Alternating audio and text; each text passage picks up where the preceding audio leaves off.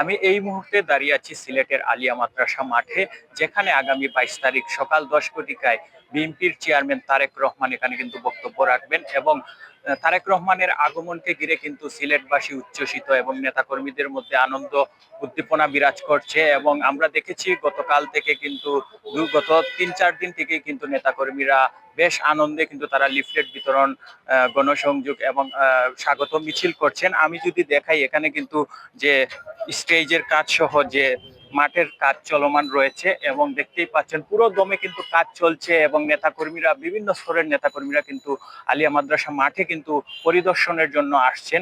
এবং আজকে রাত থেকেই কিন্তু এখানে কিন্তু সুনামগঞ্জ জেলা এবং সিলেট জেলার যারা নেতাকর্মীরা রয়েছে তারা অবস্থান করবেন এবং 3 থেকে 3.5 লাখ মানুষের সমাগম হবে এমনটাই আশা করছেন নেতাকর্মীরা, আমরা যতটুকু জানতে পেরেছি। এবং এখানে রয়েছেন যে নেতাকর্মীরা, আমরা তাদের সাথেও একটু কথা বলার চেষ্টা করব।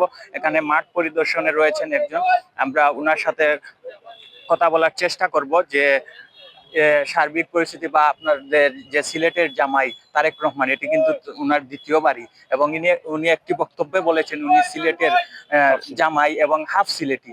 এবং সে বিষয়ে জানতে চাচ্ছিলাম যে আনন্দ উদ্দীপনা আপনারা কেমন লাগছে উনার আগমনকে ঘিরে, আপনাদের পরিকল্পনা কি? আপনারা নিশ্চয়ই দেখছেন যে গত এক সপ্তাহ যাবৎ যখন দেশনায়ক তারেক রহমান ঘোষণা দিলেন যে সিলেট থেকে নির্বাচনী কার্যক্রম শুরু করবেন, তখন থেকেই দলের সাধারণ নেতাকর্মী সহ আমজনতার মাঝে একটা উৎসাহ, ব্যাপক উৎসাহ উদ্দীপনা কাজ করছে। ওনারা, দলের নেতাকর্মী সহ যারা সাধারণ জনগণ আছেন, তারা অধীর আগ্রহে অপেক্ষা করছেন সেই মাহেন্দ্র খানের, ওনাদের কাঙ্ক্ষিত সেই নেতার বক্তব্য শুনবেন, ওনার কাছে থেকে দেখবেন। ইনশাল্লাহ আগামীকাল স্মরণকালের সর্ববৃহৎ একটি রাজনৈতিক জনসভা এখানে অনুষ্ঠিত হবে ইনশাআল্লাহ। ধন্যবাদ আপনাকে। আমরা একজনের সাথে কথা বলছিলাম যে স্মরণকালের সর্ববৃহৎ একটি সমাবেশ হবে এবং লোকে লোকারণ্য হবে এই আলিয়া মাদ্রাসার মাঠে। এবং এই আলিয়া মাদ্রাসা মাঠ থেকে কিন্তু প্রথম জনসভার মাধ্যমে কিন্তু বিএনপির চেয়ারম্যান কিন্তু নির্বাচনী প্রচারণা শুরু করবেন। এর আগে তিনি হযরত শাহজালাল এবং হযরত শাহপুরান মাজার জিয়ারত করবেন। এর আগে আমরা দেখেছি যে শহীদ প্রেসিডেন্ট জিয়াউর রহমান এবং সাবেক 3বারের প্রধানমন্ত্রী বেগম খালেদা জিয়াও কিন্তু এই সিলেট থেকে এই মাজার জিয়ারতের মাধ্যমে নির্বাচনী প্রচারণা শুরু করতেন।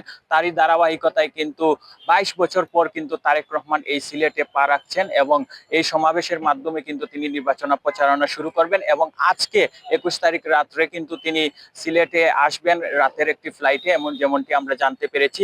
এখানে আরেকজন রয়েছেন, আমরা উনার সাথে একটু কথা বলার চেষ্টা করব যে সিলেটে তারেক রহমানের আগমন, সেটা ঘিরে আপনাদের নেতা কর্মীদের মধ্যে কিরকম আনন্দ উদ্দীপনা বিরাজ করছে, যদি একটু বলতেন। ধন্যবাদ। আপনারা তো জানেন ইতিমধ্যে যে বাংলাদেশ জাতীয়তাবাদী দল বিএনপির চেয়ারম্যান, আগামী রাষ্ট্রনায়ক হিসেবে আমরা যাকে আখ্যায়িত করি, জনাব তারেক রহমান, এই সিলেট হযরত শাহজালাল এবং শাহপুরানের পুণ্যভূমি পবিত্র নগরী সিলেটের সমাবেশের মাধ্যমে ওনার পদচারণা শুরু হবে এবং যাত্রা শুরু করবেন নির্বাচনী প্রচারণাটা। তো ইতিমধ্যে সিলেটের জাতীয়তাবাদী পরিবারের সর্বস্তরের নেতাকর্মী যারা তৃণমূল পর্যায় থেকে সবাই একটা উৎসব মুখর পরিবেশে, যে আমার প্রিয় নেতা, আমাদের প্রিয় অভিভাবক এবং আমাদের বিশেষ করে স্পেশালিস্ট, যেটা যে আমাদের সিলেটের দুলাভাই হিসাবে আমরা যাকে গ্রহণ করতে চাচ্ছি, দেখতে চাচ্ছি, প্রায় 22 বছর পর তিনি সিলেটের মাটিতে পা রাখছেন।